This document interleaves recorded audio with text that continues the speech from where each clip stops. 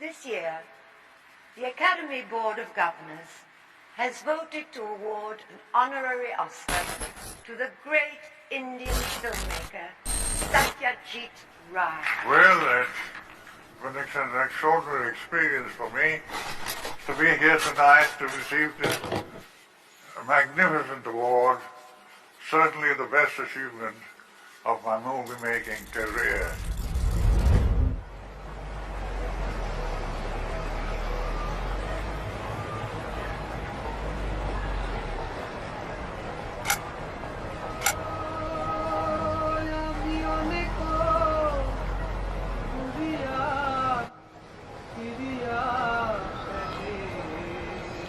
When Ray was trying to find backing for Pathet Panchali, several potential producers had dismissed his idea out of hand on knowing that the film would include no singing or dancing, which were considered as indispensable ingredient for any Indian film that day.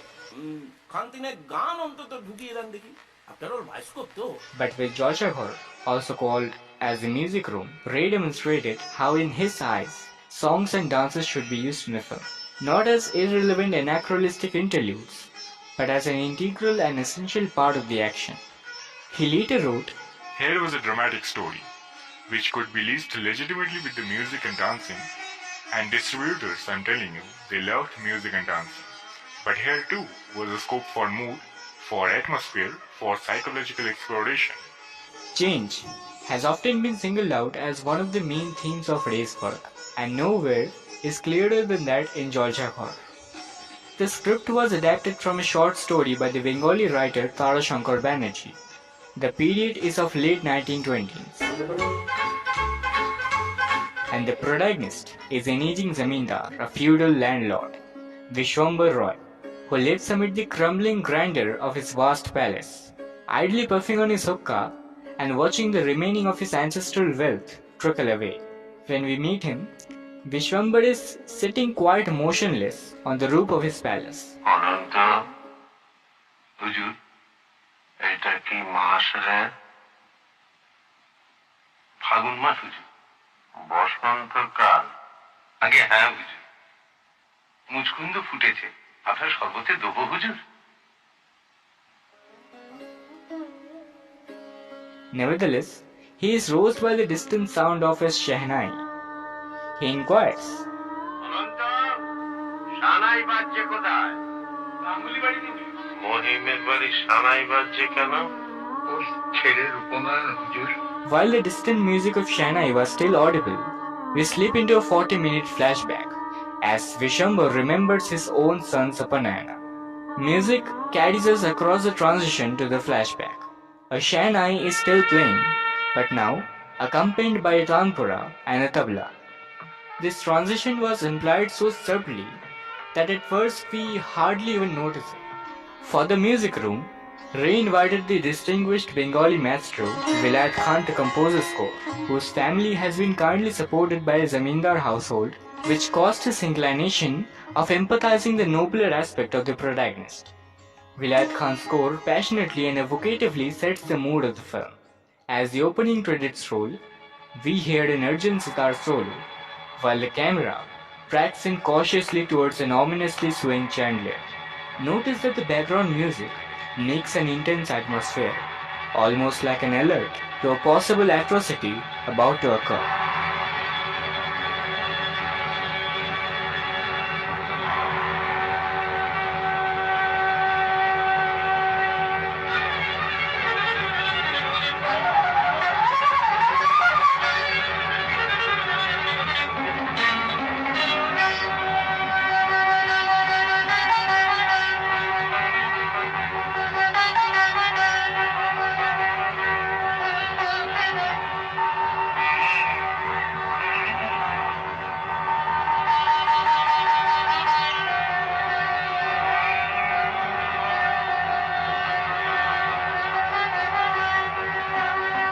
This chandelier, this enterprise of Vishwambar's expensive Jalsaghar, will figure prominently in the film.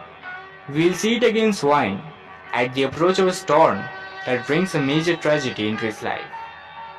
But it also symbolizes his whole existence, grandiose but obsolescent. Its numerous crystal cones are not filled with light bulbs, but with candles. And here is the thing about candles. It must go out of its immense light. This metaphor is unmistakably unveiled when he observes that the light coming from the chandelier above him is going out one by one.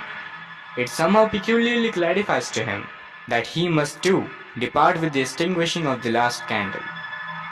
We as an audience collects all this information and feels the tension through our veins just by the intense background score. His world is guttering, growing dark and dying.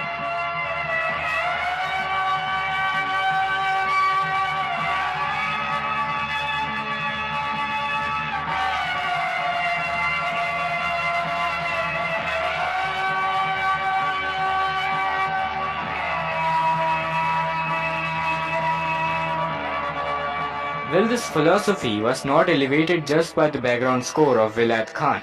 Ray later expressed the difficulties he faced in working with great classical musicians, including Ravi Shankar and Ali Akbar Khan. According to him, none of them was ready to mold their talents entirely to the demands of the film, and Vilayat Khan was no exception. However, Ray's vision differed from that of the Ustad. During an interview, he stated, I wanted a more neutral kind of approach to the music to go with the Zamindar. Not suggesting that I wasn't full of sympathy for him, but a kind of ambivalent attitude. But I liked Vilayat's theme as a piece of music though, and I felt that the story will tell what I wanted to tell, and the music would not interfere with my general attitude to feudalism. His brother, Imran Khan, helped Ray in this regard as an assistant composer on the film. The entire film had pure Hindustani classical music, but Ray infused Western classical elements and deliberately chose to incorporate the use of violin to lend texture and body to the background score, and Vilayat Khan, luckily, agreed.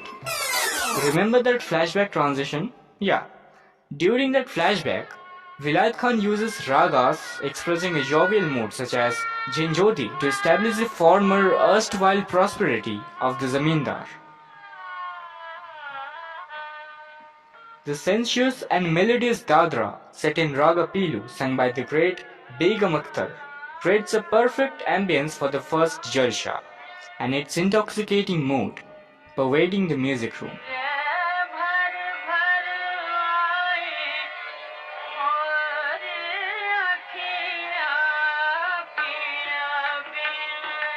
The palpable tension of the next concert on a stormy evening is heightened by the presentation of Mian Ki Madhar by Salamat Ali Khan.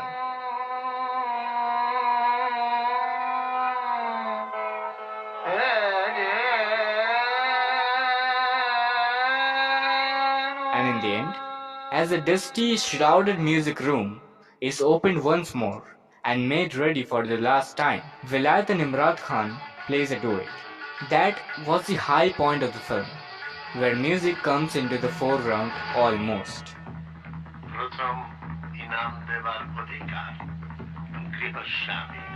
Ray intentionally made the film musically rich to magnify the obsession and pathos of Vishambar Roy.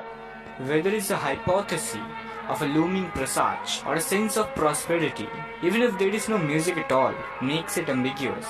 Music in Jalsaghar doesn't just contribute to the emotional dialect of the story, rather than a flowing force that forms up the story on an emotional level.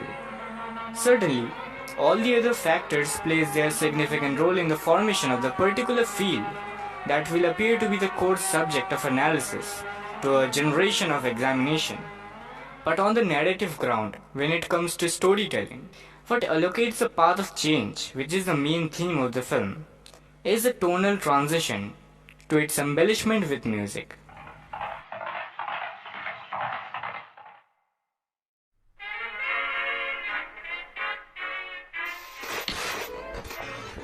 The music room is a deeply felt tedious film. On the one hand, its Western derivations are patent, but on the other hand, its chief indigenous element, the Indian classical music, is simply uncongenial and tiresome to our ears. Americans.